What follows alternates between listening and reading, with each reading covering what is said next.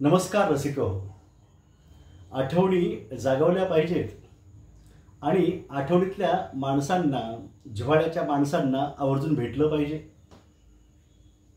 मनमोकळ्या गप्पा मारल्या पाहिजेत, दिलखुलास मुलाखत घेतली पाहिजे. कारण वेगवेगळी गाणी सुद्धा आपल्या मनामध्ये रुंजी घालतात. आपले गुरुजन आठवतात. असेच गुरुजन ज्यांची मला प्रकर्षानं आठवण होते आहे ते म्हणजे प्राचार्य प्राध्यापक एस.एन. जोशी. जोशी सर आम्हाला आष्टीला जिल्हा परिषद शाळेमध्ये मुख्याध्यापक होते. जिल्हा शिक्षण व प्रशिक्षण संस्था अंबाजोगाई इथं आम्हाला ते शिकवायला होते. काय काय सांगावं त्यांच्याबद्दल. एके दिवशी त्यांची भेट झाली आणि दाखवलं मला. माझा हा सत्कार झाला बघ म्हणले. बघितलं मी ते आणि त्यात एक गीत होतं. कोणतं गीत होतं जे त्यांनी मला लागलीच म्हणून पण दाखवलं. ते गीत होतं, रंजल्या या गांजल्यांची सावित्रीबाई होती, साक्षात आई होती, साक्षात आई होती. रंजल्या गांजल्यांची सावित्रीबाई होती, साक्षात आई होती. ज्योतिबाच्या लेखनीची सावित्रीशाई होती, साक्षात आई होती, साक्षात आई होती. हे गाणं महाराष्ट्रभर गाजलं जेव्हा स्मार्ट पीटी ट्रेनिंग शिक्षकांचं हे महाराष्ट्रभर सुरू होतं आणि बालभारतीनं हे गाणं ध्वनी मुद्रित केलं होतं. आपल्या अंबाजोगाईला, मराठवाड्याला याचा खूप मोठा अभिमान वाटला पाहिजे, भूषण वाटलं पाहिजे. हे गीत ज्यांनी लिहिलं आहे ते फार मोठे कवी, साहित्यिक आहेत आणि ते आहेत बलभीम तरकसे सर, ज्यांना आपण आज प्रत्यक्ष भेटणार आहोत. त्यांच्या आपण घरी आलो आहोत. नमस्कार सर. नमस्कार.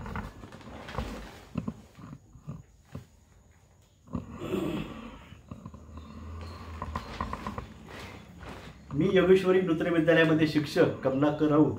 पण जसं माझं लिहिणं सुरू झालं अंबाजोगाई, त्याच्या आधी जे वाचन सुरू होतं त्या वाचनामध्ये आपले लेख, आपल्या कविता, कथा या माझ्या वाचनामध्ये आल्या होत्या.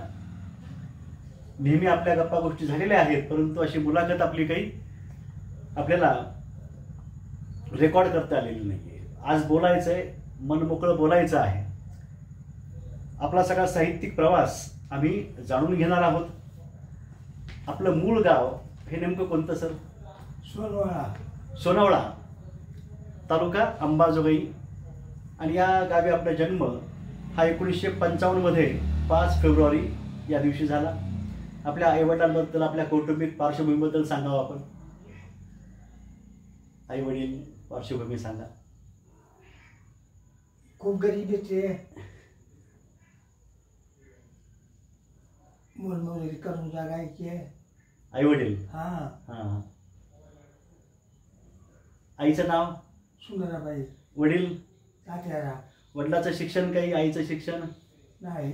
बर. आजी आजोबांची आठवण काही, त्यांचं नाव, आजी आजोबांचं? आजोबाचे नाव हां भजन. हां. आणि आजी? सावित्रीबाई. बर बर. अरे भाऊ, चांगली गोष्ट आहे. त्यांच्या काही आठवणी आठवतात का आजी आजोबांच्या? नाही. नाही आठवत. माझ्या जन्माच्या आधी गेले ते दोघेही? हो. बर बर बर. पण आई वडील गरिबीत सगळे तुमचं बालपण जे आहे ते गरिबीमध्ये गेलं. हो. आई वडील मोलमजुरी करायचे. तुम्ही किती बहीण भावंड त्यावेळेस? 4 बहिणी हां. आणि 3 भाऊ. बर बर. शिक्षण असं फारसं नाहीच कुणाचं. तुमचं शिक्षण कुठं झालं का? आडसला. आडसला कोणत्या शाळेमध्ये?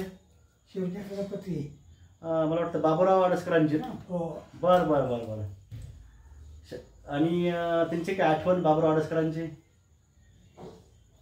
मला दरवर्षी ते हॉस्टेलला यायचे. हां हां. मोठा मानाचा माणूस. मोठ्या माणसाचा माणूस, मायाळू. हां बरोबर आहे. तुमचे गुरुजन त्यावेळेसचे काही आठवतात शालेय जीवनामधले? कोणाचे नावं आठवण काही? विठ्ठलराव देशमुख. बर. काय शिकवायचे ते? मराठी. बर बर बर. आणखीन? ज्ञानबापा तंगे. बर बर, चांगली गोष्ट आहे. ते काय शिकवायचे? इंग्रजी. बर बर बर. बरं, त्यावेळेस वाचनाची आवड होती की. बर बर बर. मी तुमचं 1ली ते 5वी शिक्षण झालं मुळगावी सोनवाडा. जिल्हा परिषदला? हो. हां. आणि मग नंतरचं जे आहे ते आडस. आडसला 10वी संस्थेमध्ये, पर्यंत हो. संस्थेमध्ये शिवछत्रपतीमध्ये. वाचन कुठल्या म्हणजे तुम्हाला कुठली पुस्तकं आवडायची त्या काळामध्ये? साने गुरुजी. हां, साने गुरुजी. श्यामजी तर वाचलंच असेल आपण. वाचलं की. बरं बरं. महामानव, ज्या महामानवांचे म्हणजे तुम्हाला खूप प्रभाव पडलेला दिसतो आहे, त्यांच्याबाबतचं वाचन कधी घडलं तुमचं? शालेय जीवनात घडलं का पुढं नंतर? कॉलेजला गेल्यावर. बरं. 11वी-12वी कुठे गेले आपण? मराठवाडा कॉलेज, यशवंतराव चव्हाण कॉलेजला. कुठं? यशवंतराव चव्हाण. अंबाजोगाई? हो. बरं बरं बरं. मग त्यावेळेस कोणी प्राचार्य कोण होते किंवा त्यावेळेसचं काही आठवण? बावीसकर. बरं, 22 सर होते. हम्म. आणखीन इतर मराठीला किंवा कोणी त्यावेळेस? काकडे सर होते मराठीला. बरं बरं. महामानव, कोणत्या कोणत्या महामानवांचा प्रभाव तुमच्यावर पडलेला आहे? डॉक्टर बाबासाहेब आंबेडकर. अच्छा, बरं बरं. आणखीन?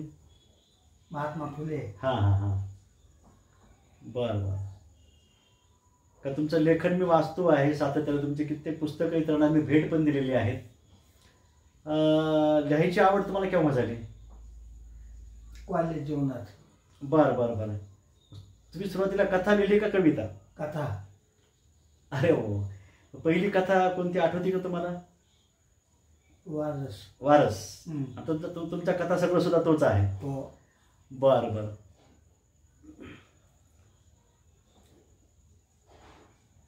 तुमचं जी नोकरी आहे, त्र्यंबकेश्वर शिक्षण संस्था जी आहे श्रीहरी शिंदे यांची, खूप म्हणजे सज्जन गृहस्थ, त्यांचे बंधू विजयानंद शिंदे आमच्या जवळच राहतात.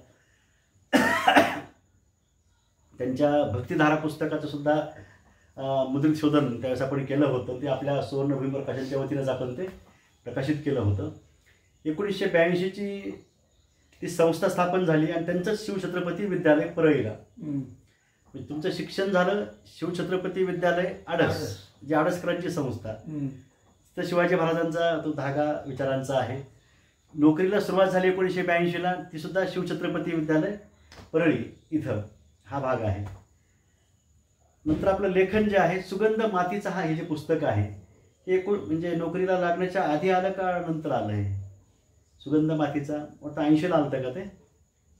सुगंध मातीचा नोकरीच्या आधीच आलं. बरं बरं बरं. विशेष का लिहावंसं वाटलं तुम्हाला लिहिताना? लिहायचं कारण काय? म्हणजे कुठल्या व्यक्त होता तुम्हाला? कविता चांगली वाटली व्यक्त व्हायला का कथा चांगली वाटली सुरुवातीला? गीत. गीत. हां हां.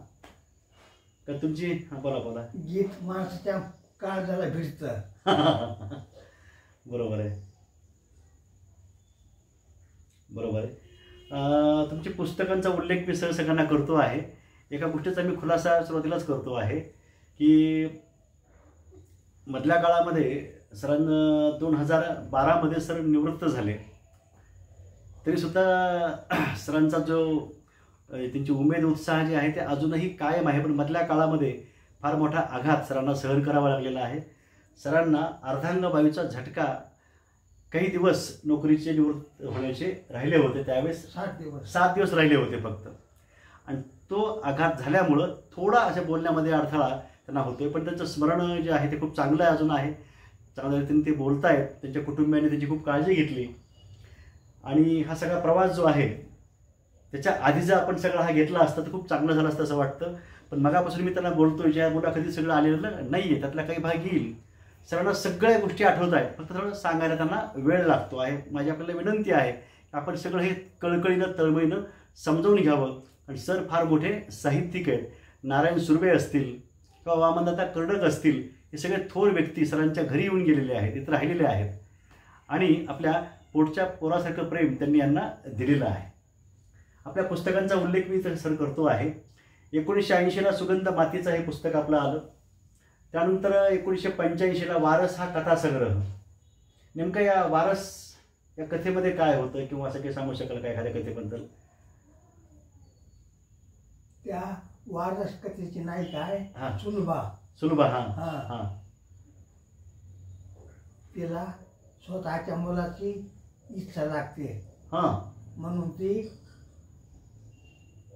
तिच्या नवऱ्याला विनंती करते, हां मला गडगंज वारस, श्रीमंतीला वारस नको. हम्म. मात्र तो त्या आशेनं वेडी झाली सुलभा पोरक्या रवीच्या चेहऱ्यामध्ये स्वतःच्या मुलाचा ठाव घेते, आई आई म्हणणाऱ्या वारसाचा. हम्म.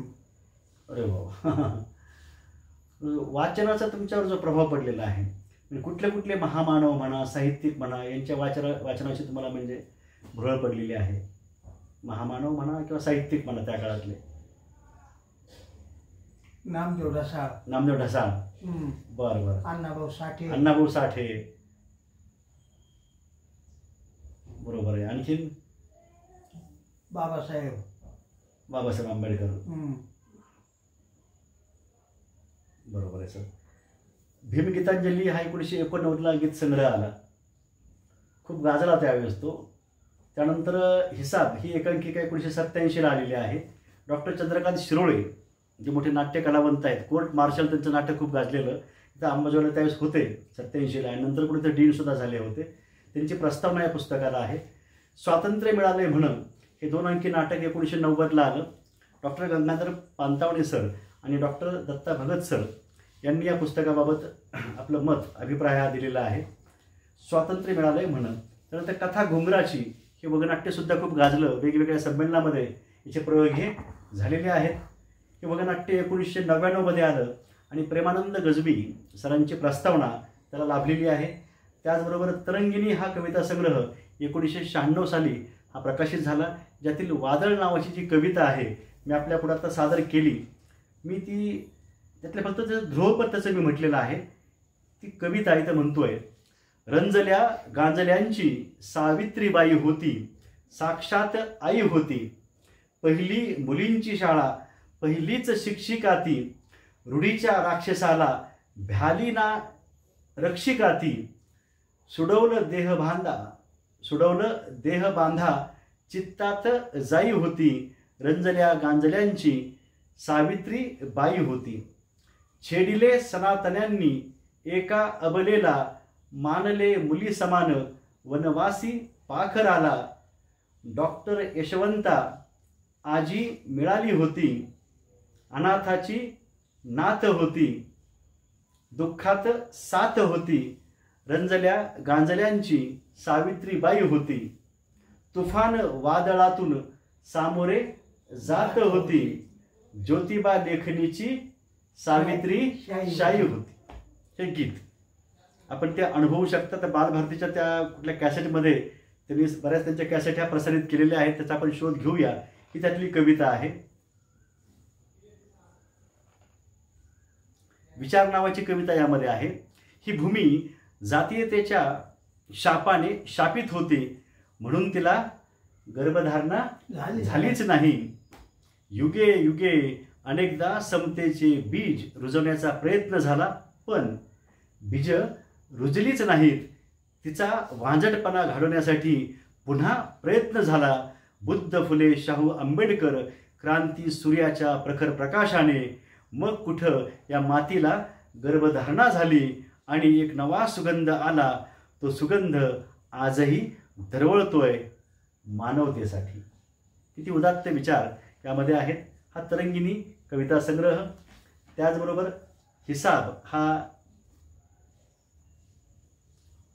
हिसाब हे नाटक,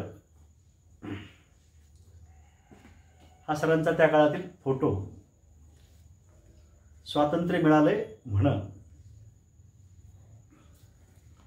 कथा घुंगराची, ही सरांची पुस्तकं आहेत.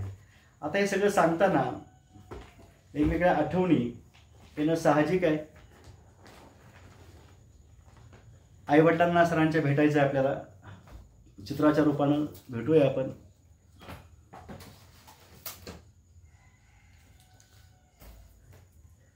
हे सरांचे वडील आणि सरांच्या आई तात्याराव आणि सुंदराबाई. किती काळ त्यावेळेचा होता बघा, किती असं व्यक्तिमत्व कसं आहे. अधिक बोलण्यापेक्षा प्रत्यक्ष बघावं ही आपली संस्कृती. कसं असावं, कसं जगावं याचं मूर्तिमंत उदाहरण म्हणजे सरांचे आईवडील, ज्यांनी अतिशय कष्टातून संघर्षातून आपलं कुटुंब हे त्यांनी पुढं आणलेलं आहे. महात्मा फुले यांच्या विचारांचा प्रभाव हा खूप मोठ्या प्रमाणात आपल्या साहित्यामध्ये आहे. आत्ताच आपण ते गीत म्हटलं, रंजल्या गांजल्यांची सावित्रीबाई होती, साक्षात आई होती, ज्योतिबाच्या लेखिनीची सावित्री शाई होती. बाबासाहेबांचा फोटो जो आहे तोही आपण बघूया. ज्ञानाचं प्रतीक ज्यांना म्हटलं जातं ते डॉक्टर बाबासाहेब आंबेडकर यांच्या विचारांचा फार मोठा प्रभाव हा सरांच्या एकूण लेखनामध्ये आपल्याला दिसतो आहे. नारायण सुर्वे यांनी त्यांच्याबाबत भरभरून लिहिलेलं आहे. नारायण सुर्वे काय म्हणतात त्यांच्या पुस्तकाबद्दल सविस्तर आपण नंतर बघूया. ते असं म्हणतायत, बलभीम तर्कसे हे मराठवाड्यातील आणखी एक कवितेच्या क्षेत्रात नव्याने पदार्पण करणारे कवी. ताज्या दमाचे व समोरच्या वास्तवाला धिटाईने अभिव्यक्ती देणारे, शब्दांकित करणारे, आपल्या स्वतःतील कल्लोळांना संवेदनांना कवितेतील सर्व रचना प्रक्रियेतील अवधाने सांभाळून कवितेचे कवितापण न घालवता ते नीटस आणि समर्थपणे व्यक्त करत जावे, तसे एकूण सारे जोखीमेचेच काम असते. आजच्या कवींनाही त्याची योग्य जाणीव असल्याचे जाणवते. बलभीम तर्कसे यांच्या प्रकटीकरणाला ते भान आहे. तरंगिणीतील त्यांच्या कवितांना निश्चित आकार आहे. आजच्या वास्तवाचे भानही आहे आणि संवेदनशील तरुण कवी मनाचा तो उद्रेकही आहे. मराठवाड्यातील तरुण कविमित्रांच्या सोबत आणखी एक नवं नाव म्हणजे बलभीम तर्कसे यांच्या कविता.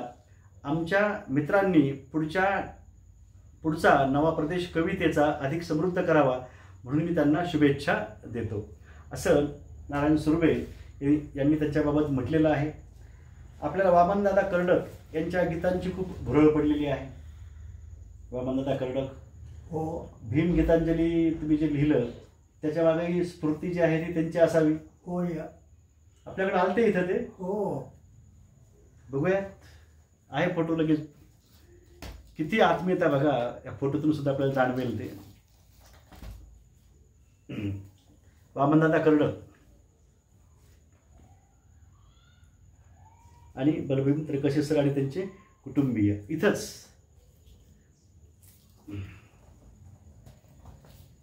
भीमा तुझ्या मताचे जर 5 लोक असते का 4 लोक असते? 5 लोक असते. तलवारीची धार वेगळीच असते. हा, तर त्या तलवारीचे टोक न्यारेचं असते. का म्हटलं 5च का म्हटलं त्यांनी? 5 बोटांनी हात बनतो. ह्या गोष्टी आहेत, सर्वांनी एकत्र असावं हा भाग याच्यामध्ये आहे असे वामनदादा म्हणायचे. आपल्या अंबाजोगाई ते आलते यशवंतराव चव्हाण समारोहामध्ये. आलते. बरोबर आहे. तुम्ही शिक्षक म्हणून तुम्ही जी सेवा दिलेली आहे, तुमचे विद्यार्थी आजही नाव घेतात. तुमचा अध्यापनाचा विषय कुठला राहिला? मराठी विषय. बरं. आणखीन इतर विषय का मराठी शिकवला? मराठीच. बरं. विद्यार्थी कुठली एखादी काही आठवण विद्यार्थ्याबद्दल, एखाद्या गरीब विद्यार्थी म्हणा जो होतकरू होता पुढे गेला, असं काही आठवत असेल तर सहज बघा. असं काही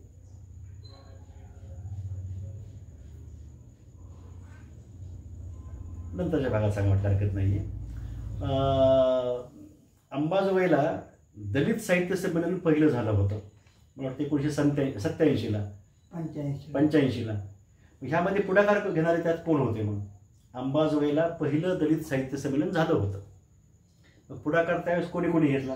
माधव मोरे, प्राध्यापक माधवराव मोरे, पुन्हा एस के जोदन सर, आणखीन देवीदास सोनवणे, शाहीर. हा, तुम्ही होतात. आणखीन मी होतो. हा. बरं. फार विशेष गोष्ट त्यावेळेस घडलेली होती. दत्ता भगत सर त्याचे अध्यक्ष होते.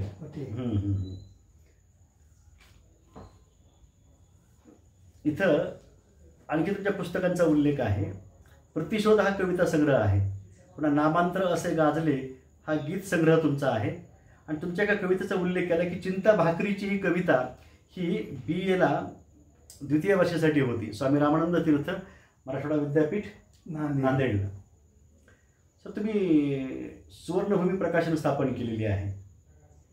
ही साधारणतः केव्हा स्थापन केली? 90ला. याचं कारण काय सांगा बरं. इतरही प्रकाशक असतील, तुम्ही प्रयत्न केले होते का तुमचं पुस्तक निघावं इतर प्रकाशकाच्या वतीनं वगैरे त्यावेळेस? केला असेल. कुणी प्रकाशक तुमचे पुस्तक केलेले आहेत. सौरभ प्रकाशन तुम्ही बघितलं आत्ता आहे ते नांदेडला निर्मल प्रकाशन त्यांनी काढलेलं आहे. तुम्हाला प्रकाशन संस्था का काढावीशी वाटली? आणि नाव पण खूप चांगलं दिलं, सुवर्णभूमी.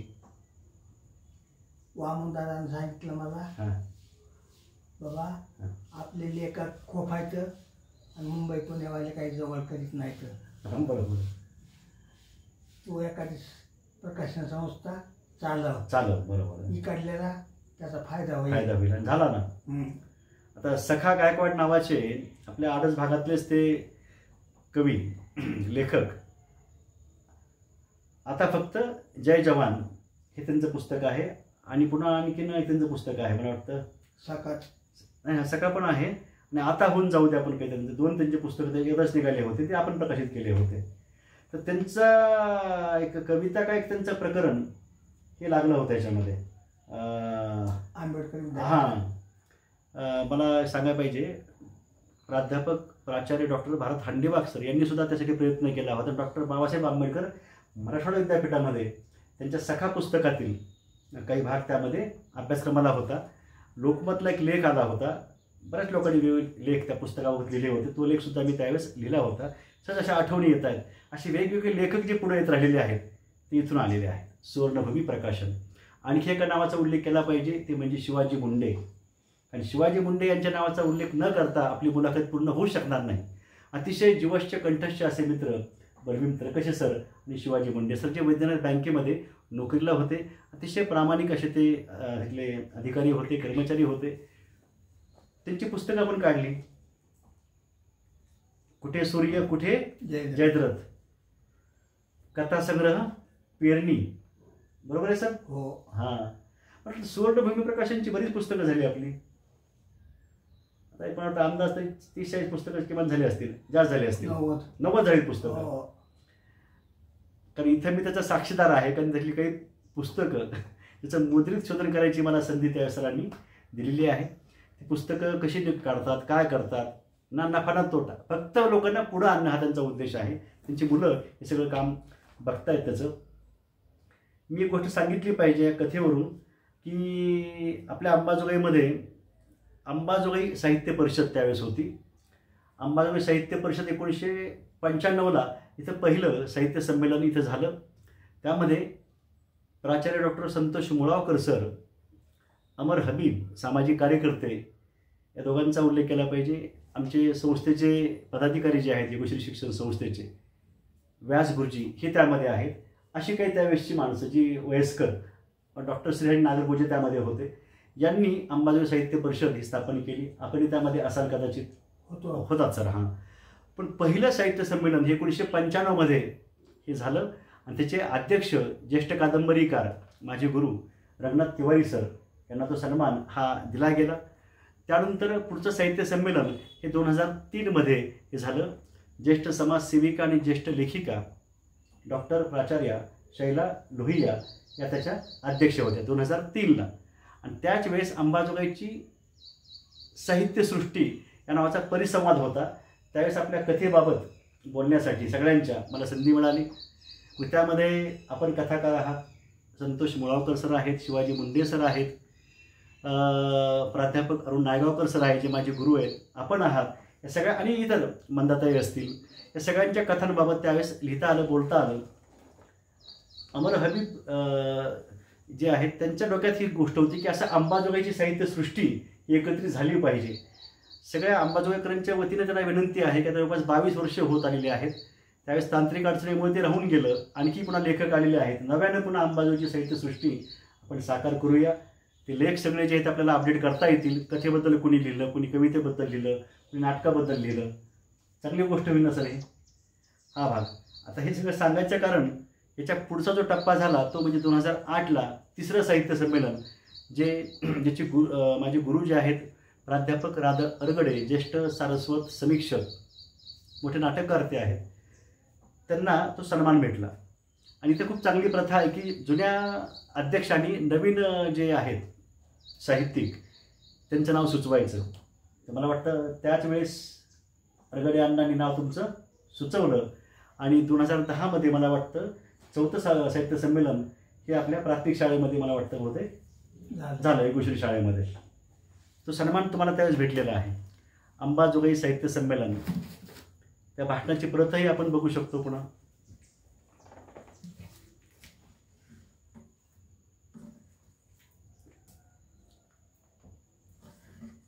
विद्याधर पांडे स्वागत अध्यक्ष होते आणि मंदाताई देशमुख या मसापाच्या त्यावेळेस अध्यक्षा होत्या आणि संमेलनाध्यक्ष होते बलभीम तरकसे सर.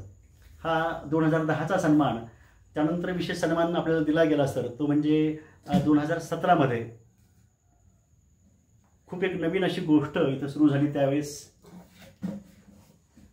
उत्सव कलावंतांचा अंबाजोगाईच्या मातीचा 2017मध्ये सरांना हा म्हणजे त्यांचा सन्मान देऊन, सन्मान चिन्ह देऊन त्यांचा मोठा सत्कार त्यावेळेस झाला होता. ते चिन्ह आपण बघत आहोत. त्याचबरोबर गतवर्षी खूप चांगली गोष्ट घडली. महाकवी वामनदादा कर्डक जयंती उत्सव समितीच्या वतीनं, म्हणजे माझा विद्यार्थी राहुल सुरवसे हे समिती प्रमुख आणि आयोजन समितीचे प्रमुख जे माझे गुरु आहेत प्राध्यापक गौतम गायकवाड सर यांनी खूप चांगला उपक्रम हा सुरू केला. आणि त्या कार्यक्रमामध्ये सरांची प्रकृती फार अशी साथ देत नाही आहे म्हणून त्यांच्या कुटुंबियाच्या वतीनं तो सन्मान त्यावेळेस स्वीकारला गेला. विशेष सन्मान देऊन सरांना त्यावेळेस सन्मानित केलं गेलं 2024मध्ये. असे वेगवेगळे सन्मान, इथं बरेच सन्मान त्यांची इथं दाखवता येतील.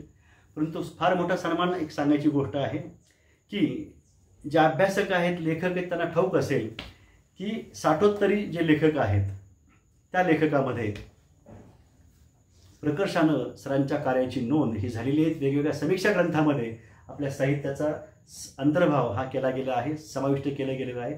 आणि सरांचा यथोचित सन्मान हा वेगवेगळ्या शोध निबंधाच्या वतीनं सुद्धा होत आलेला आहे. आणखीन बरंच काही सांगायचं आहे, बरंच काही बोलायचं आहे. दुसऱ्या सत्रामध्ये आपण बोलणार आहोत. कुठल्या साहित्यिकाची आठवण सांगा सर, थोडं बोला. आणखीन तुम्ही पण सांगा. आणखी कुठले साहित्यिक आपल्या घरी आले होते म्हणा, किंवा तुम्ही त्यांना भेटलात असं साहित्यिकाबद्दल. रविचंद्र हडसनकर, त्यांचा इथं उल्लेख करायला पाहिजे मी, कारण हडसनकरांनी प्रस्तावना दिलेली आहे तरंगिणीला. नारायण सुर्वे यांचा अभिप्राय त्या पुस्तकाला आहे. दत्ता भगत आले. हां हां, बरं बरं बरं, चांगली गोष्ट आहे.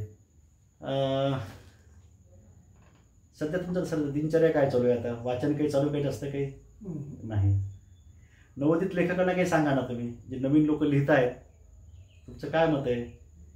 जे नवोदित साहित्यिक आहेत, नवलेखक आहेत, त्यांनी काय करायला पाहिजे त्याबद्दल सांगा.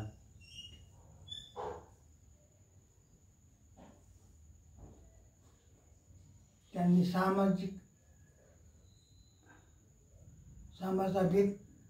समाजाभिमुख लिहायला पाहिजे. बरोबर आहे. वास्तववादी उल्लेख केला बघा. वास्तववादी लिहा. हां हां हां. शिक्षकांना काय सांगाल? तुम्ही शिक्षक होतात, आदर्श शिक्षक, काय सांगतात? विद्यार्थ्यांना चांगलं शिकवा, चांगलं वळण लावा. बरोबर आहे ना? हां, चांगलं वळण लावा. आणि विद्यार्थ्यांनी काय करावं? करिअरच्या मागे लागले सगळेजण, काय करावं? अभ्यास करून उत्तीर्ण व्हावं. बरोबर आहे. कारण आपण कुठल्या जरा सेंटरला जर गेलो आपण परीक्षेच्या काळामध्ये विशेषतः, काय होतं आहे ते कळलं तुम्हाला. वर्षभर पुस्तकच बघत नाहीत. किमान कधी काळी असं बघितलं की किमान त्या काळात एक महिना 2 महिने आधी ते अपेक्षित किंवा गाईड असे मुलं घ्यायचे, ते वाचायचे आणि त्याच्या आधारे किमान पेपर द्यायचे, कॉपी नाही करायची. कोणी करते असतील. पण आता तर सरसकट कॉलेजला मुलंच नाहीत अशी अवस्था आहे. इतकी वाईट अवस्था म्हणजे करिअरच्या मागं लागलेले आहेत. आणि दुसरी गोष्ट नोकऱ्याचं नाही आहेत, ही शोकांतिक आहे. अशा बऱ्याच गोष्टी आहेत. त्यामुळे शिक्षणाबद्दल उदासीनता येते. त्यामध्ये पुन्हा हे नवं शैक्षणिक धोरण 2020 जे खूप मागं नेणारं आलेलं आहे. बरंच काही बोलता येईल, सांगता येईल. पुढच्या सत्रामध्ये आपण बोलणार आहोत. सरांच्या निवडक कविता यांचं वाचन होईल. सर आणखी काही बोलतील, आणखी कोणाला काही सांगावं वाटलं ते आपण पुढच्या सत्रामध्ये घेऊया. नमस्कार. नमस्कार.